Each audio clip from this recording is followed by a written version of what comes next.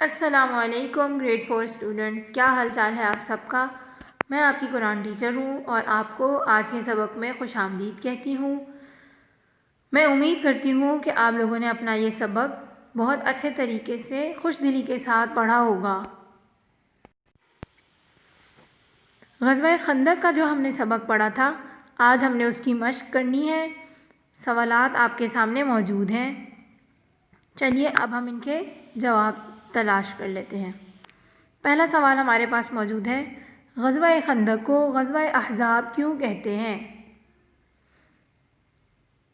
کیونکہ اس جنگ میں مختلف قبائل کے لوگ مل کر لڑنے آئے تھے۔ دوسرا سوال ہمارے پاس ہے، غزوہ خندق میں کفار کتنے تھے؟ اس کا جواب ہے 10,000۔ کفار کا مقابلہ کرنے کے لیے مسلمانوں نے کیا سوچا؟ خندق کھودنے کا سوچا۔ سوال نمبر 3، اس جنگ میں حضور صلی اللہ علیہ وسلم اور مسلمانوں نے کیا تکالیف اٹھائیں؟ آپ صلی اللہ علیہ وسلم اور صحابہ رضی اللہ عنہم اجمعین نے رضوان اللہ عنہم اجمعین نے سخت سردی برداشت کی، فاقہ کشی برداشت کی، بے سر و سامانی کا عالم تھا، کیونکہ جنگ کے لیے بندے بھی نہیں تھے زیادہ ان کے پاس۔ مسلمانوں کی تعداد کتنی تھی اس جنگ میں؟ صرف 3,000، اور اتنا زیادہ لشکر تھا کہ اس کو دیکھ کر جو ہے مسلمان بہت گھبرانا شروع ہو گئے تھے۔ آخری سوال کیا ہے ہمارے پاس؟ حضور صلی اللہ علیہ وسلم کی دعا کی برکت سے کفار کے ساتھ کیا معاملہ ہوا؟ کفار کے ساتھ کیا معاملہ ہوا تھا؟ ایک سخت ہوا اللہ تعالیٰ کے حکم سے چلی، جس کی وجہ سے ان کے خیمے اکھڑ گئے، ان کی رسیاں ٹوٹ گئیں، ہانڈیاں جن میں کھانے پک رہے تھے وہ الٹ گئیں، جانور گھبرا کر ادھر ادھر بھاگنا شروع ہو گئے تھے۔ یہاں پر ہم نے جو سوالات کے جوابات تھے ان کو ذرا صاف ستھرا کر کے لکھ لیا ہے اور چھوٹا کر کے لکھ لیا ہے۔ آپ ان کو اپنی کاپی میں اسی طرح اتار سکتے ہیں۔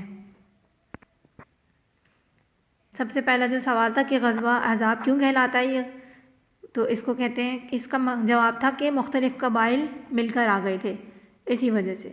کفار کی تعداد 10,000 تھی اور مسلمانوں نے کیا اپنے شہر کے دفاع کے لیے کیا سوچا تھا؟ خندق کھودنے کا سوچا تھا۔ آپ صلی اللہ علیہ وسلم اور مسلمانوں نے کیا تکالیف اٹھائیں؟ فاقہ کشی اور سردی۔ کفار کے ساتھ کیا معاملہ ہوا؟ آپ صلی اللہ علیہ وسلم کی دعا کی برکت سے تو سخت ہوا آئی اور ان کا سامان تباہ ہو گیا۔ چھوٹے ورڈز میں لکھ لیں، آسان ورڈز میں۔ صفحہ نمبر 111 پر ہے اگلا سوال ہمارے پاس۔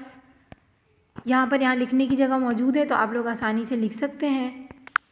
پہلا سوال ہمارے پاس ہے، یہودیوں کے کس قبیلے نے بد عہدی کی؟